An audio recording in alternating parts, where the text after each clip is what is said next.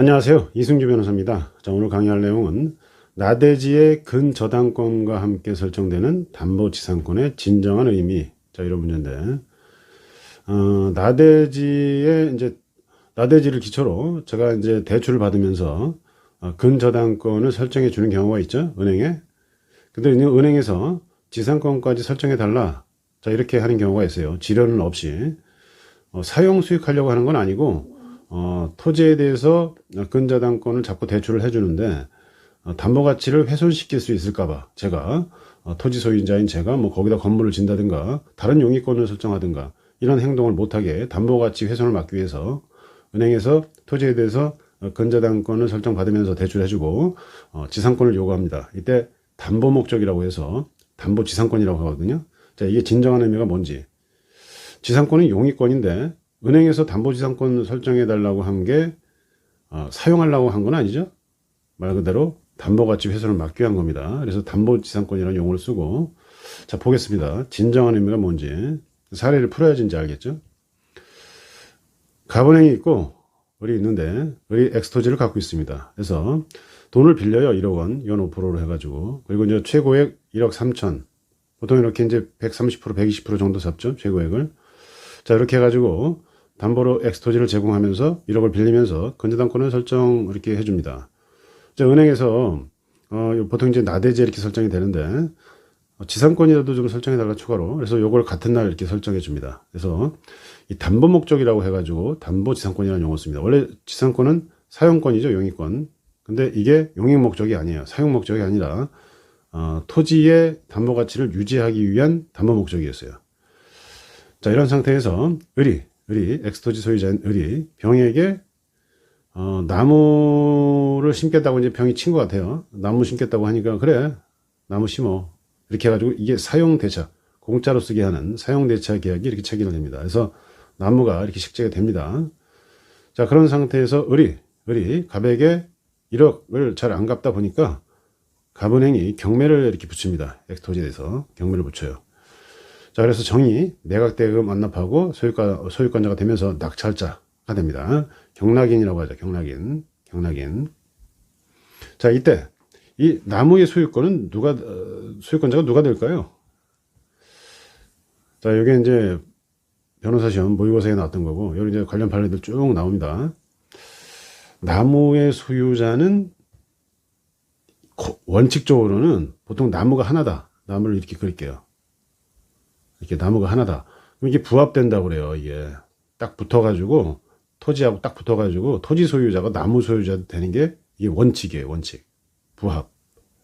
그런데 권원에 의해서 나무를 이렇게 심은 경우에, 권원에 의해서 그런 경우에 나무 소유자가 그대로 소유권자라는 게 또 이제 법조문에 나옵니다. 권원. 그럼 그 권원이 뭐냐? 사용대차도 그 권원에 해당이 됩니다. 뭐 임대차, 사용대차, 뭐 토지를 사용할 수 있는 그런 권한도 여기 포함이 돼요. 근데 문제는 뭐냐면 이렇게 지상권이 있는 경우에 용의권이 이미 있잖아요, 이 토지에 대해서. 근데 요 사용대차가 이게 가능하냐? 이 사안에서는 가능한 거죠. 왜냐하면은 이 담보지상권은 말 그대로 담보 목적이었고 용의권이 아니었어요. 같은 토지, 엑스토지에 이렇게 용의권, 사용대차, 지상권 두 개가 있는 게 문제되는 건데, 이건 담보 목적이었기 때문에 이 사용대차가 권원으로서 효력을 발휘합니다. 그래서 나무가 원칙적으로 경매로 낙찰되면 나무까지 소유권 취득하는 게 맞아요, 낙찰자가. 그렇지만 권원이 있으면 나무는 소유권 취득하지 못한다고 그랬죠, 정의, 낙찰자가. 근데 권원이 사용대차가 있죠. 그런데 지상권이 있으니까 용의권이 두 개나 돼. 요 지상권에 해치는 거 아니야? 그래서 의문이 들었는데 아니다. 이거는 지상권은 없는 거나 마찬가지다. 용의권이 아니라 담보 목적이기 때문에 갑은행이 사용하려고 한 것도 아니잖아요. 그래서 권한이 있는 걸로 돼가지고 소유권은 누구예요? 나무 소유권은 병이 된다는 거예요. 낙찰자인 정의 소유권 취득하는 게 아니라. 일단 이렇게 생각하시면 좀 쉽고요. 또 이제 뭐 권한이라는 게 이 나무에 대해서 뭐 임목 등기를 할 수도 있죠. 근데 임목 등기는 수목의 집단입니다. 집단. 요 나무 하나 갖고는 안 되고. 그다음에 명인 방법 뭐 이런 것도 있을 수 있어요. 이런 근거가 있으면 이 나무 소유자가 그대로 소유자예요. 낙찰자가 취득하는 건 아니고 원칙적으로 낙찰자가 나무 하나 정도는 부합으로 취득하는 게 맞는데 권한이 있으면 사용대차 같은 이런 권한이 있으면 소유권자가 토지 낙찰자가 나무까지 취득하는 건 아니다. 자, 일단 이렇게 정리하시고 또 여기서 하나 더 보겠습니다. 이게 없다고 가정하겠습니다. 이게 없어요. 이게 없고 갑은행이 을로부터 X토지를 담보로 제공받으면서 1억 원을 빌려줬다. 자, 이 상태에서 무라는 사람이 요 X토지에 무단으로 뭘 설치해. 무단 설치. 무단으로 뭐 설치해서 이걸 사용합니다. 무단 설치해서 요 토지를 사용하는 꼴이 돼요.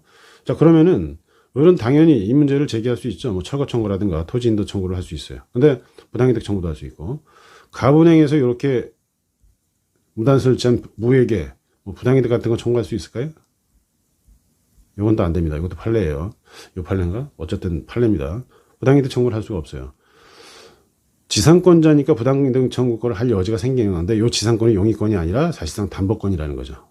그래서 부당이득 청구를 할 수 없습니다. 지상권자라면 내가 쓰는 건데 왜 당신이서 무가 이러면서 문제 제기할 수 있지만 그게 안 된다는 거예요. 또 하나 더 말씀드릴 거는 뭐냐면 자, 이게 이 경매로 넘어간다고 그랬죠. 이 경매. 여기 이제 경매입니다. 여기 경매. 경매로 넘어가는데 경매로 넘어가면 근저당권은 무조건 소멸돼요. 요거는 이제 민사집행법 91조인가 이렇게 나오죠.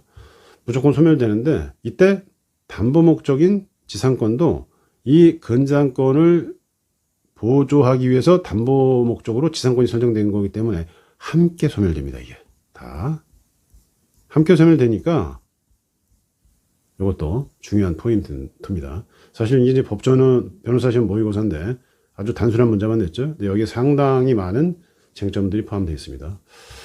자, 오늘은 여기까지 강의하겠습니다. 감사합니다.